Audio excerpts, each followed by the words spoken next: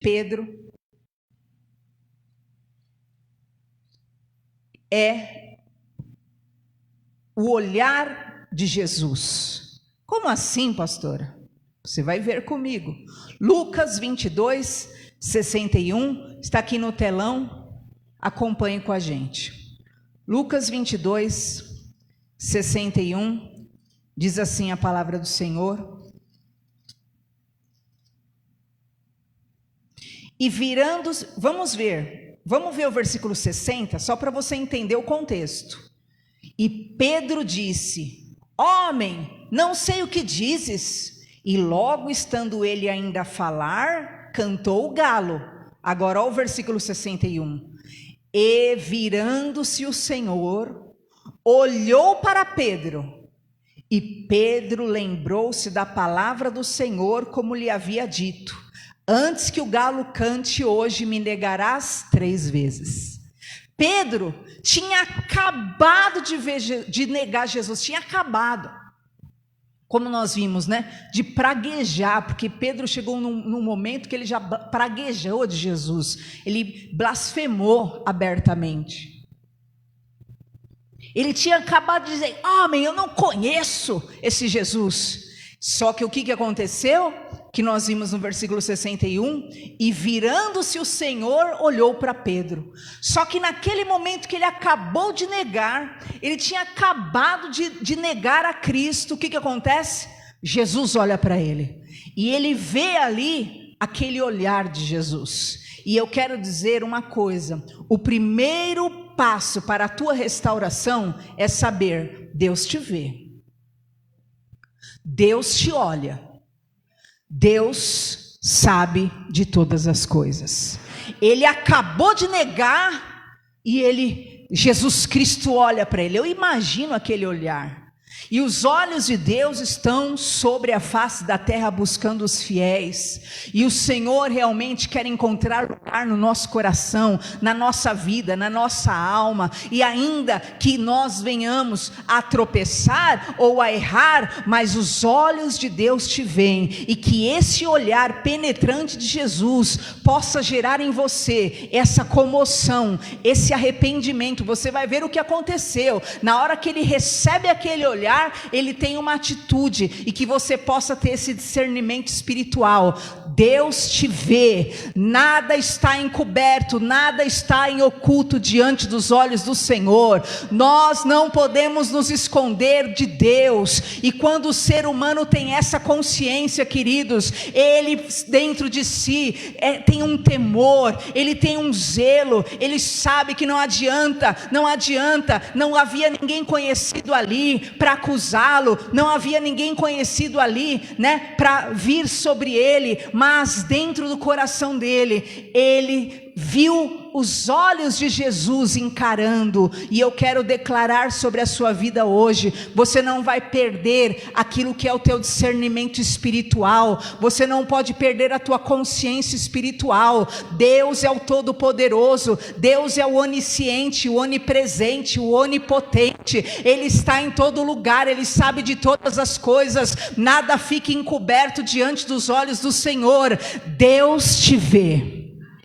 E quando você tem essa consciência, porque Pedro teve, na hora, aquilo gerou o quê? Não a cauterização do pecado. O que é a cauterização? O pecado endurece, né? O pecado começa a ser praticado com tanta veemência e constância que ele fica duro, aí fica um coração de pedra, aí fica uma situação que não tem mais volta, não tem mais como ser mudada. Não há tempo para a cauterização de pecado, não há tempo para a iniquidade na vida daquele que sabe: Deus me vê. Porque ele sabe, não há como eu encobrir, não há como ficar em oculto. O Senhor está vendo. Eu ocultei, todos os 11 apóstolos não viram, ninguém sabe, ninguém aqui me conhece, mas o Senhor me vê. E quando os olhos penetrantes de Jesus tocam o coração dele, aquele olhar foi um olhar que realmente gerou nele um quebrantamento e um rompimento com aquilo que poderia ser um grilhão que iria prendê-lo para sempre. Pedro podia se tornar mais um que ficou pelo meio do caminho, mas ele não se tornou mais um, porque ele entendeu: Deus me vê.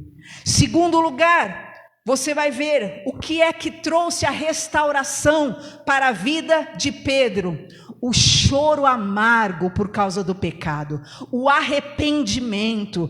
Vamos ver aí em Lucas 22, 62. 61 nós vimos, e agora 62. E saindo Pedro para fora, chorou amargamente. Então a consciência de que Deus me vê, Deus sabe, Deus vê o estado que eu estou, isso vai gerar o quê? Um quebrantamento na tua alma. Por quê? Não porque o olhar de Jesus o fulminou, não porque o olhar de Jesus o condenou, mas porque o olhar de Jesus trouxe para ele aquilo que era o relacionamento que ele tinha com Jesus e que ele estava rompendo por causa de amizades, por causa de pessoas, por causa de situação. Então o olhar de Jesus resgata nele a consciência.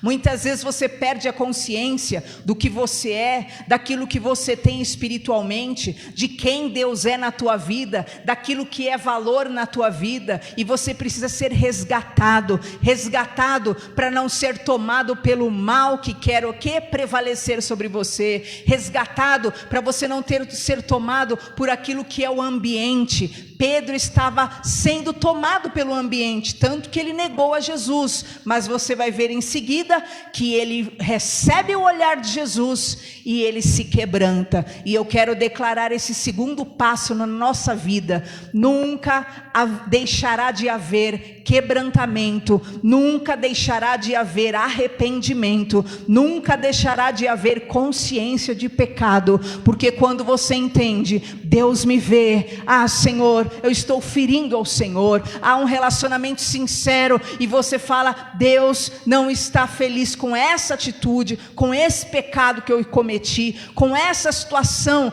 que eu fiz diante dos olhos dele. Ele viu, ele sabe, e você se quebranta, você se arrepende. Você o que? Está mais perto da reconciliação completa e daquilo que é viver o que Pedro viveu. Vocês viram o que Pedro começou a pregar logo que ele recebeu o Espírito Santo? Todo mundo falou: o que nós vamos fazer para ser salvo? Ele falou: olha, se arrependam e se convertam, para que vocês sejam batizados e recebam também o Espírito Santo. Ele falou o que ele viveu. Por quê? Porque foi esse caminho que levou ele de volta para os braços do Senhor. Foi o caminho da reconciliação que ele teve particularmente. Ele teve que ver os olhos de Jesus sobre ele. Ele teve que se arrepender ali. E diz então que ele chora amargamente, porque ele havia negado ao Senhor Jesus. Terceiro passo daquilo que é a restauração de Pedro, nós vamos ver aí em Lucas ainda, no versículo 24, a fé na ressurreição. Como assim? Vamos ver aí Lucas 24, 9. Lucas 24, 9, você vai ver o que acontece com Pedro. Pedro recebe o olhar de Jesus. Pedro se arrepende, chora amargamente.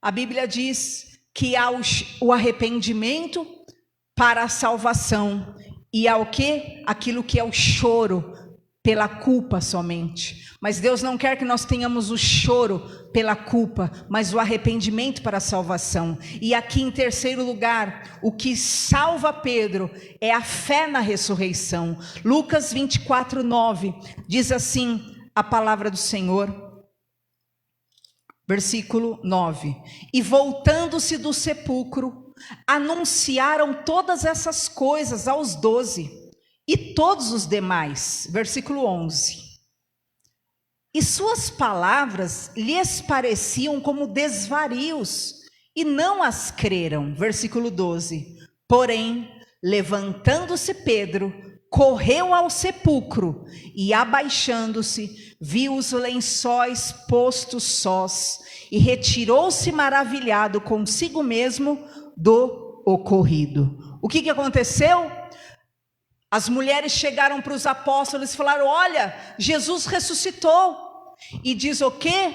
Parecia desvario para todo mundo. As pessoas não creram, mas Pedro creu na ressurreição. Porém, Pedro se levantou e saiu correndo para o sepulcro. E quando ele chegou lá e viu o lençol removido, ele creu em seu coração. E a fé na ressurreição, ela tem poder de te tirar do pior lamaçal desta terra, em nome de Jesus. Porque quando você crê, Jesus venceu a morte, que é o pior inimigo dos homens. Jesus venceu aquilo que é o maior e mais impossível mal que pode acometer ao ser humano. Se Jesus foi poderoso para vencer a pior coisa que existe na terra, Ele é capaz de vencer todas as coisas. E eu quero declarar: a fé na ressurreição, ela é poderosa realmente para te tirar de toda a situação de morte, de toda a situação de penumbra, porque Jesus havia dito para Pedro já em João 11:25: eu sou a ressurreição e a vida, quem crer em mim, ainda que esteja morto, viverá. Pedro sabia que ele estava morto no seu delito, ele estava morto naquele pecado, ele estava morto naquela traição, ele estava morto naquele sentimento que havia derrubado ele. Mas quando ele vê ali a prova, Jesus ressuscitou, ele é a ressurreição, então ele ergue o morto, ele levanta, ele ressuscita o que está acabado, destruído. Então Pedro creu. Ninguém creu de imediato, mas ele foi lá, viu o túmulo vazio e na hora ele recebeu a fé na ressurreição. E eu quero dizer: a fé na ressurreição de Cristo livra a tua alma das piores cadeias desta terra, porque Jesus vive. Você pode crer no amanhã, porque Jesus está vivo, ressuscitou, venceu a morte. Ele pode te livrar desse grilhão, desse pacto, dessa sentença, dessa maldição, dessa situação que te amarrou dos pés à cabeça, porque Ele vive. Você pode ter um novo amanhecer. E é poderoso e é glorioso o poder da cruz. Sabe por quê? Porque o nosso Jesus não está mais sepultado, o nosso Jesus não está estendido, como sobre um granito. Não, este não é o nosso Cristo. Tem até um hino lindo, antigo, que fala: não creio num Cristo vencido, cheio de amargura, semblante de dor. Eu creio num Cristo de rosto alegre, eu creio num Cristo que é vencedor. Esse é o nosso Cristo. Ele não está pendurado numa cruz, e quando houver cruz aqui, ela estará vazia, porque nós cremos na ressurreição, e é essa fé na ressurreição que pode te levantar da lama, que pode te levantar do sepulcro, que pode te levantar da pior situação da tua vida. Por quê? Porque Cristo ressuscitou. E nós vemos em Romanos 10:9, vale a pena nós lermos juntos esse versículo, Romanos 10:9. Porque esse versículo ele é muito claro, Se com a tua boca você confessar ao Senhor Jesus e em teu coração você crer que Deus o ressuscitou dentre os mortos, você será salvo. Se com a boca você confessa e no coração você crer, você é salvo. E essa fé na ressurreição, que hoje tem poder de quebrar com todo pacto de morte, porque Cristo triunfou sobre a morte, Cristo triunfou sobre o diabo quando ele morreu, Cristo triunfou sobre o inferno, Cristo deixa o ser humano maravilhado. E essa fé que reacendeu em Pedro, ele viu os olhos de Jesus sobre ele, ele se arrependeu dentro do seu coração e ele creu no poder da ressurreição. E eu quero declarar: esse impacto do túmulo vazio vai marcar a tua alma. O Senhor vive, o Senhor está vivo, Ele não está pendurado no madeiro, Ele não está imóvel, Ele não é vencido, Ele não é um Deus de gesso, Ele não é um Deus de madeira, Ele não é um ser inanimado. Ele tem olhos e vê, Ele tem ouvidos e ouve, Ele tem mãos e age. Ele não é uma imagem de escultura. O meu Senhor Jesus vive e Ele virá ao meu socorro em nome de Jesus. É esse Pedro que começa a ressuscitar, é esse Pedro que começa a se reerguer. E o quarto passo da restauração de Pedro é que ele recebe o recado específico de Jesus. Vamos ver Marcos 16, 7. Olha que lindo esse momento que Pedro viveu. Marcos 16, 7. Já está no telão. Você pode acompanhar. Vamos ler o versículo 6, só para a gente ver o contexto? Olha só. O anjo falando. Ele, porém, disse-lhes: não vos assusteis. Buscais a Jesus Nazareno, que foi crucificado? Já ressuscitou. Não está aqui. Eis aqui o lugar onde o puseram. As mulheres foram lá ver o corpo de Jesus, não encontraram o corpo de Jesus. O anjo está na porta e ele fala: o que é? Vocês vieram buscar a Jesus que foi crucificado? Ele não está aqui, ele já ressuscitou. E aí então o anjo disse: ele porém disse-lhes: não vos assusteis, como nós já vimos. Vocês buscam a Jesus que foi crucificado? Agora olha só o versículo 7. Mas ide, dizei a seus discípulos e a Pedro, que ele, Jesus, vai adiante de vós para a Galileia, ali o vereis como ele vos disse. Queridos, as mulheres encontram com os anjos falam: Jesus ressuscitou, e os anjos falam: mulheres, vão lá, digam para os discípulos, e para Pedro também. Por que falou para Pedro também? Queridos, Pedro tinha negado a fé. Pedro, que era aquele que tinha, falado: Jesus Cristo é o Filho do Deus Altíssimo. O Pedro que tinha declarado: tu és o Cristo, o Filho do Deus Altíssimo. Ele simplesmente tinha negado a fé. Que conheço nada esse homem, que lá esse homem, praguejou, diz a Bíblia. Só que o que aconteceu? Naquele momento, o Senhor manda um recado específico para Pedro. Deus manda um recado através do anjo: olha, mulheres, vão lá, diga para os discípulos, para aqueles que se mantenham na palavra, para aqueles que se mantiveram, diga para os discípulos e diga para Pedro também, que Jesus vai adiante deles, no meio do caminho, Jesus Cristo vai encontrá-los como ele mesmo falou. Sabe o que eu quero dizer para você hoje? Deus tem uma mensagem específica para a tua vida. Mas eu caí, mas eu sou fraco, mas eu estou numa situação, mas eu não sou digno. O Senhor Jesus manda mensagem específica. Jesus Cristo falou para o anjo: olha, especifique Pedro também, porque Pedro também vai viver esse milagre, essa restauração. Pedro também vai viver esse sobrenatural, porque havia fé no coração de Pedro. E o Senhor ali através do anjo fala: diga aos discípulos, diga a Pedro que Jesus irá diante deles. E eu quero dizer, quanto recado específico Deus já entregou para você.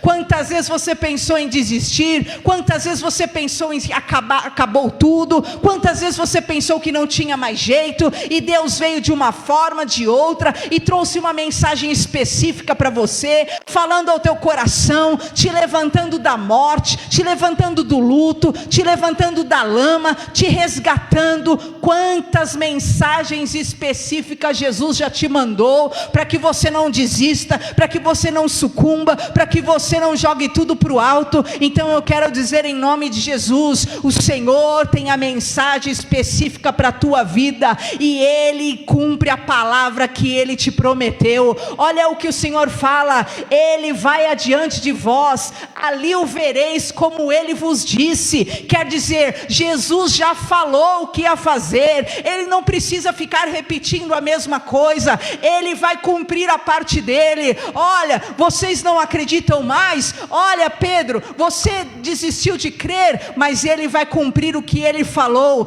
Ele vai adiante de vocês cumprir o que Ele falou. E eu quero declarar: o Senhor manda, envia, usa meios, usa sonhos, usa pessoas, usa circunstâncias, usa a palavra, usa o pregador, usa o que for, usa a mula, seja o que for, mas Ele sempre vai lhe dar a palavra específica para que você não se renda, para que você não se curve, para que você se erga e para que você volte a crer no poder de Deus sobre a tua vida, em nome de Jesus.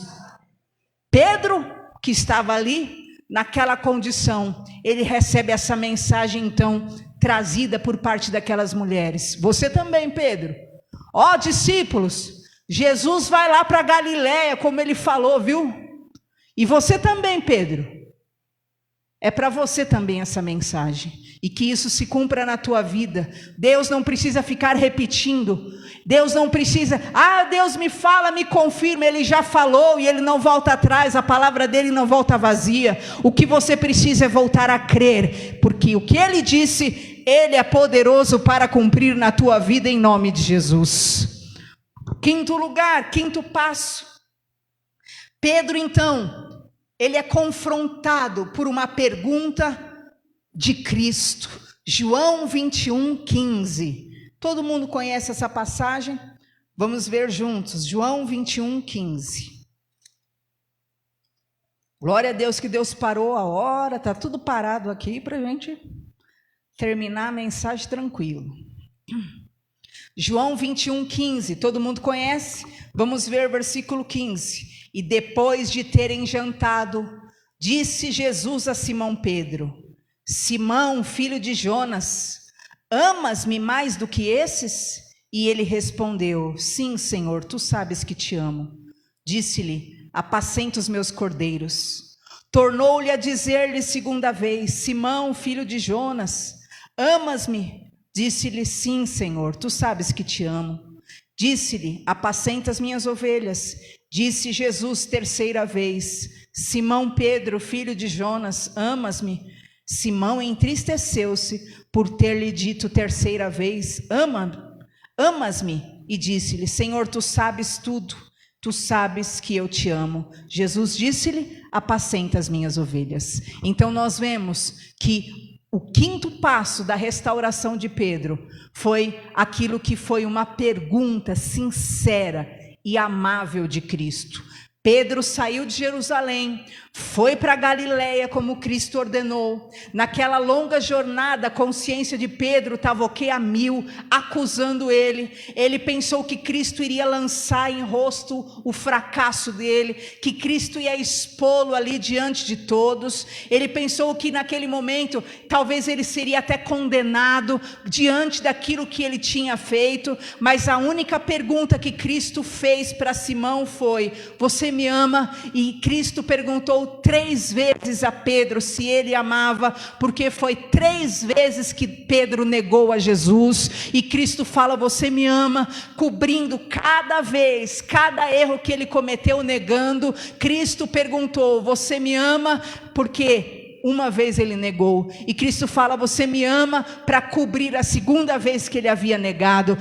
Tu me amas, e Cristo na verdade ele cobre os nossos erros com o amor, porque o amor cobre multidão de pecados. Cristo não lançou no rosto de Pedro os seus fracassos, antes deu a oportunidade dele reafirmar o que ele tinha dentro do seu coração. Ele teve a oportunidade sim de declarar-se e e realmente se reposicionar em Deus. E eu quero declarar em nome de Jesus o que a palavra de Deus diz: o Senhor não esmaga a cana quebrada, Ele não apaga aquilo que é a torcida que fumega. Você está fraco, está frágil, o Senhor realmente quer que você se inflame com aquilo que é bom, agradável, para que você perdure, para que você permaneça, para que você prevaleça, para que você se erga, para que você retome a tua posição, volte ao primeiro amor e alcance a vontade de Deus para a tua vida em nome de Jesus. Pedro estava aguardando ali uma cajadada, mas o Senhor na verdade tinha o quê? Aquilo que era o ressuscitar das maiores emoções, sentimentos e verdades dentro do coração de Pedro. Tu me amas, Pedro? Tu me amas, Pedro? Pedro, você me ama? E Pedro dizia, como? Falava, Senhor, tu sabes. Senhor, tu sabes. Mas aí então, você vai ver o que Jesus faz. Jesus comissiona a Pedro. Jesus, de forma linda, entrega ministério para Pedro. Enquanto Pedro está ali cheio de tristeza ou vergonha, está ali cheio de impossibilidades, mas porque havia uma fé viva dentro dele, o Senhor lhe entrega aquilo que é um chamado. Perceberam o que Jesus falava? Pedro, tu me amas? E ele dizia, Senhor, tu sabes. E Jesus falava o quê? Apacenta minha ovelha. Aí ele falava, Pedro, tu me amas? Pedro, Senhor, tu sabes, apacenta meu cordeiro. Pedro, tu me amas? Senhor, o Senhor sabe.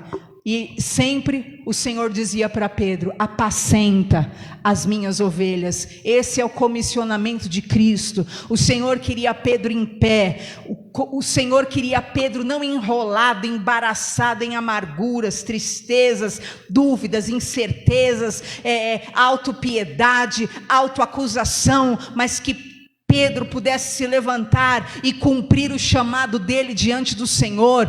Pedro, tu me amas? E então o Senhor dá esse sexto passo na restauração de Pedro, dá a ele o comissionamento, dá a ele responsabilidades no reino.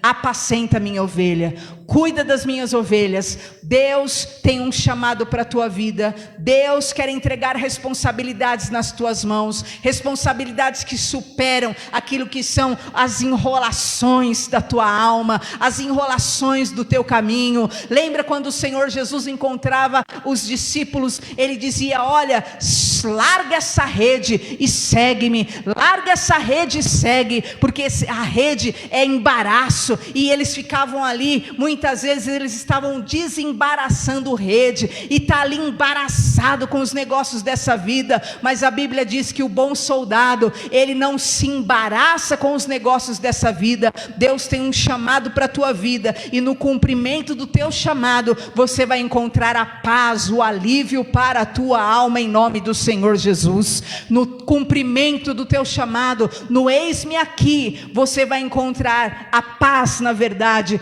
que você procura. E você vai ver, veja o versículo 18, eu acredito que está no 18, que Jesus fala para ele. Pode ir no versículo 19.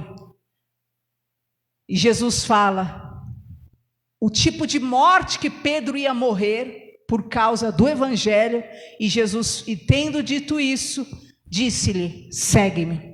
Não era mais tempo de ficar ali caído, prostrado, embaraçado. E esse foi o sexto passo para a restauração de Pedro, ele entender que ele tinha um lugar no reino, que ele tinha responsabilidades para o reino, para cumprir um chamado a cumprir no reino dos céus. Isso tornava ele alguém forte, alguém capaz, alguém apto para se desembaraçar. E o sétimo passo, Pedro então foi revestido de poder para pregar e foi revestido de poder para batizar. Nós vimos lá em Atos 2, e eu quero declarar em nome de Jesus, esses 7 passos da restauração sobre a nossa vida. Você vai romper com os teus grilhões, você vai romper com todo o peso desse mundo, você vai aceitar o chamado do Senhor Jesus, você vai cumprir a vontade de Deus para a tua vida. E o que vai acontecer, pastora? Deus vai mudar a tua sorte de de forma sobrenatural. Aquele Pedro que tinha negado, agora é o Pedro que pregou e 3.000 se converteram e se batizaram. Aquele Pedro que um dia se batizou, que se arrependeu ali em choro, diante dos olhos de Jesus, é o Pedro agora que prega o arrependimento. E ele fala: se arrependam para que vocês sejam batizados e recebam o dom do Espírito Santo. Porque se ele tinha recebido agora em Atos 2 o dom do Espírito Santo, é porque ele tinha se arrependido, é porque ele tinha se posicionado e Deus deu a ele o dom, e agora ele pregava para 3.000. E há um caminho para a tua cura, há um caminho para a tua salvação, há um caminho para a tua constituição, e o caminho é o caminho do arrependimento, o caminho do quebrantamento, o caminho da consciência de quem é Deus na tua vida, o Deus que tudo vê, o Deus que tudo sabe, o Deus que está presente em todas as fases e momentos da tua vida, a quem você não oculta nada, mas tudo está descoberto diante da tua mão, e a Ele você deve tua alma, tua vida e toda a glória em nome do Senhor Jesus. Pedro agora é um homem cheio do Espírito Santo de Deus, aquele mesmo que outrora tinha caído. Que nós possamos entender, receber hoje o olhar de Deus sobre nós, que nós possamos receber esse olhar, e como um olhar de amor, e possamos olhar para dentro da nossa alma, e nos rompermos realmente com toda a ação maligna que esteja agindo na nossa alma e na nossa vida. Que nós possamos crer no Deus da nossa salvação, porque Ele ressuscitou e é poderoso para fazer o impossível na nossa vida. Que nós possamos receber o recado específico de Deus e guardarmos a palavra no nosso coração, porque o Senhor não mudou. Que você possa responder a pergunta amável de Cristo: você me ama? Você me ama? Você me ama? Que lugar eu ocupo na tua vida? Que lugar eu tenho na tua vida? E então, baseado nessa resposta, ainda que você se sinta fraco, você possa dizer: eis-me aqui, e possa aceitar o chamado, possa aceitar o comissionamento e ser cheio do Espírito Santo de Deus. Esta é a palavra do Senhor para as nossas vidas hoje, e esses 7 passos vão nos levar ao centro da vontade de Deus, em nome de Jesus. Amém? Eu peço, por favor, que você fique em pé no seu lugar, porque nós vamos orar agora.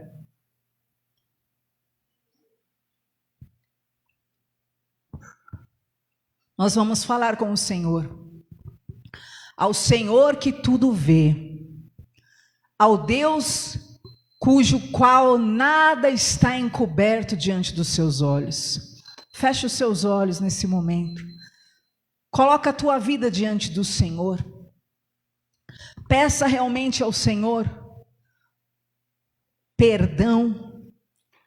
Quebrante-se diante da forte mão de Deus, porque a Bíblia diz: humilhai-vos debaixo da potente mão do Senhor, para que Ele no devido tempo vos exalte. Que nós possamos nos quebrantar diante do Senhor, crermos no Deus da nossa salvação. Quebra agora toda incredulidade da tua vida, toda interferência humana que tenha afetado a tua fé, rompe agora. E creia no Deus da tua salvação, o Deus que te ressuscita, o Deus que tem poder sim de mudar a tua sorte, em nome de Jesus. Lembre-se da palavra específica que Deus já trouxe sobre você, e responda ao Senhor Jesus o que Ele te pergunta e o que Ele te pede. Senhor, eu oro agora pelo teu povo.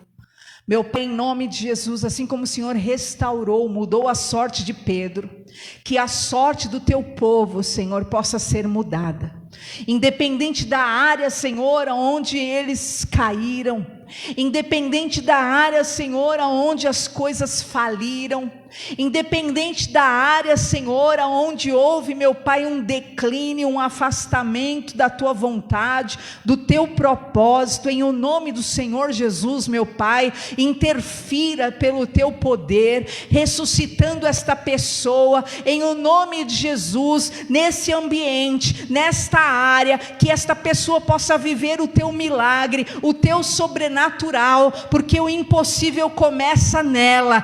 Senhor, Pedro continuava naquele ambiente hostil de Jerusalém, mas agora ele já não era o mesmo Pedro. E naquele lugar, meu Pai, aonde ele sofreu a queda, naquele lugar, meu Pai, ele volta anunciando a Tua palavra, porque ele agora estava transformado, porque ele agora era um homem cheio do Espírito Santo, sem embaraços, sem dúvidas, sem comprometimentos, que já não se importava em agradar os homens, mais a Deus. Que o Teu Espírito Santo mude a mente, o coração, a alma, a fala, o pensamento, o sentimento de cada servo Teu que está neste lugar, e eles possam ser revestidos do poder, que eles possam ser revestidos da unção que quebra o jugo, da unção que os liberta, da unção que os salva, da unção que os redime. Que haja uma verdadeira conversão, uma verdadeira transformação.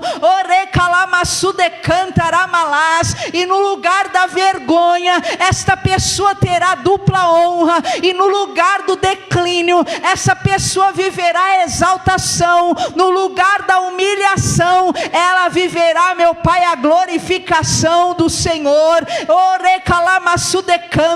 Toda ação maligna, aonde o diabo tem prevalecido contra a vida dessa pessoa, que o Espírito Santo de Deus venha, revestindo-os de poder, revestindo-os de unção, revestindo-os de glória, revestindo-os de quebrantamento, de arrependimento particular, e que haja um revestimento espiritual. Capacita o Teu povo, Senhor, com sabedoria, com entendimento, com unção, e que seja expelido do caminho deles toda obra do mal, toda ação demoníaca, todos os espíritos conspiradores, todos os espíritos destruidores saiam em retirada do caminho do Teu povo, em o nome do Senhor Jesus. Meu Pai, Pedro foi humilhado publicamente, Pedro foi exposto, meu Pai, envergonhado, ele que era um homem que declarava fé, ele foi, meu Pai, e caiu no mais profundo, meu Pai, de um lamaçal. Mas Deus, o Senhor é o Deus que restaura, o Senhor é o Deus que cura, o Senhor é o Deus que ergue, e esse mesmo Pedro, meu Pai, pôde ser honrado e honrar o Teu nome publicamente. Senhor, esse mesmo Pedro conduziu 3.000 à salvação, ele que um momento não conseguia nem se manter em pé, agora ele é poderoso em obras, poderoso em unção, meu Pai, para levar outros também para o céu. E eu declaro essa fé sobre essa pessoa em nome de Jesus. Até hoje ela não tinha domínio, até hoje ela não tinha força, até hoje ela não tinha capacidade, mas o Senhor é o Deus que capacita, o Senhor é o Deus que possibilita condições, o Senhor é o Deus que enche com o Espírito Santo e habilita essa pessoa para resolver situações, para mudar circunstâncias e viver o milagre. Eu abençoo tua vida, eu declaro a sabedoria, a soberania, a interferência de Deus, a restauração do Espírito Santo plenamente na tua vida, sobre vocês, sobre os teus dons, para a honra e a glória de Jesus. Glória a Deus, louvado seja o Senhor. Amém? Está ligado na nossa vida. Aleluias. Ore calamaço de cantaramalás. Por favor, queridos, peguem na sua cadeira esse envelope. Nós vamos orar. Ore calamaço de cantaramalás. Nós vamos orar pela tua vida financeira. Feche os seus olhos, por favor. Senhor, pelo poder do teu nome, eu abençoo a vida financeira dos teus servos.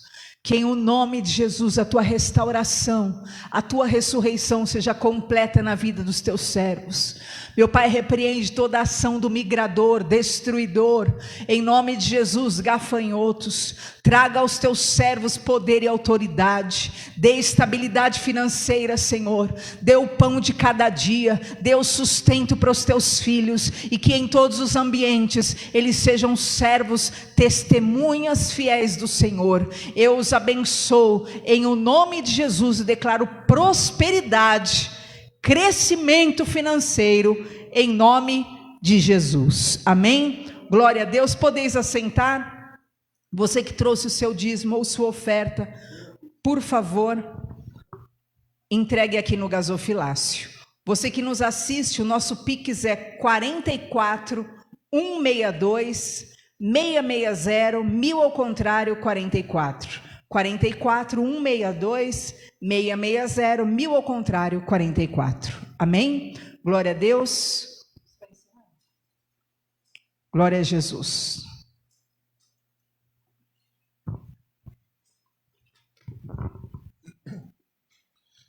Boa noite, graça e paz, amém? Irmãos, quinta-feira a gente continua a campanha, o 5º dia da vida abundante, né? Sempre um tema que vai mexer com a tua estrutura, que vai mexer com o teu espírito, amém? E eu creio que será um tempo de Deus muito especial, amém? Domingo, celebração da família, a gente vai estar ministrando a palavra do Senhor. E é dia 13 de março, é isso? As mulheres, por favor, estejam atentas para esse anúncio. No mês de março nós vamos ter o nosso primeiro encontro de mulheres na nossa igreja. Amém? E nós sabemos que com certeza será uma bênção de Deus para as mulheres. Então, eu creio que nós vamos colocar entre hoje e sexta-feira fazer o cartaz, mas se me falha é que os nossos aparelhos estão na live. Mas eu creio que é dia 13 de março. 12 de março. Então vai ser um dia muito especial para a sua vida, e eu creio que será um tempo de Deus muito especial. Lembrando você que no próximo domingo, eu queria tanto que você desse atenção como tem dado, mas um pouquinho a mais. Domingo agora é o último domingo do mês, e é o nosso culto do amigo. E a gente se prepara, a gente busca uma direção, sabe, a gente tem aquela expectativa. Eu queria que você também tivesse, não mais do que eu. Não que você não tenha, mas que você tenha mais do que eu. Essa expectativa, porque, irmãos, uma igreja que não deseja almas não é igreja, é uma instituição. Uma igreja que quer almas, cada dia mais ela está preparando o povo para a volta de Jesus Cristo. Então nós estamos vendo, irmãos, o mundo está descontrolado, Jesus está prestes a voltar, está às portas, e a gente tem que fazer o máximo de termos por onde resgatarmos pessoas das mãos de Satanás. Então, domingo, traz um amigo. Se cada um de vocês trouxer um, já faz toda a diferença. E a palavra é direcionada para essas pessoas, o louvor vai ser direcionado para essas pessoas, e vai ser um tempo de Deus muito especial. Amém? Seja amigo de Deus e traga um amigo que precisa de Jesus. Vamos ficar de pé e vamos retornar aos nossos lares. Amém? Em nome de Jesus. Levante sua mão e diga: se Deus é por nós, quem será contra nós? O Senhor é meu pastor, nada me faltará. Curva sua cabeça.